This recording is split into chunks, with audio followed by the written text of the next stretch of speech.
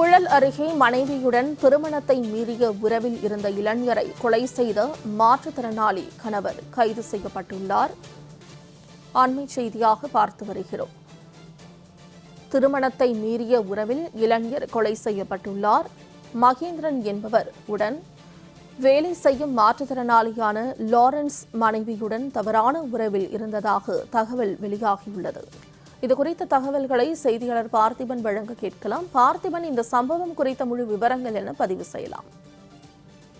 மோனிஷா, சென்னை புழல் அருகே காணவில்லை என்று புகார் கொடுத்த நபர் தற்போது கொலை செய்யப்பட்டு இருப்பது போலீசார் விசாரணையில அதிர்ச்சி தகவல் வெளியாகி இருக்கிறது.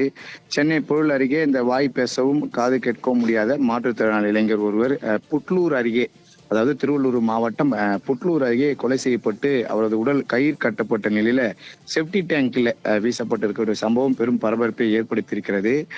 தென்காசி மாவட்டத்தைச் சேர்ந்தவர் மகேந்திரன் என்பவர் சென்னையில் உள்ள ஒரு தனியார் நிறுவனத்தில் பணிபுரிந்து வருகிறார். இதே நிறுவனத்தில் பணிபுரியக்கூடிய திருவள்ளூர் மாவட்டத்தைச் சேர்ந்த புட்லூர் கட்டபொம்மன் தெருவைச் சேர்ந்தவர் லாரன்ஸ் என்பவருடன் நீண்ட நட்பு பழக்கம் ஏற்பட்டதாக கூறப்படுகிறது.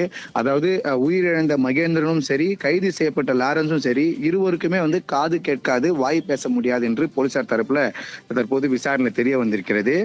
இவர்கள் நட்பு காரணமாக மகேந்திரன் லாரன்ஸ் வீட்டுக்கு, அதாவது மகேந்திரன் தங்கியிருக்கக்கூடிய இடம் சென்னை புழல் காவல் எல்லைக்கு உட்பட்ட பகுதி. இங்க லாரன்ஸ் தங்கியிருக்கக்கூடிய இடம் புட்லூர்ல இருக்கக்கூடிய கட்டபொம்மன் தெரு பகுதியில தங்கியிருக்கிறார்.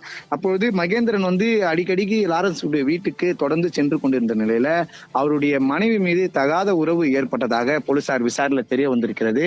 இந்த தகாத உறவு நாளடைவில் நீடித்த நிலையில இதை மகேந்திரனை லாரன்ஸ் கண்டித்து இருக்கிறார்.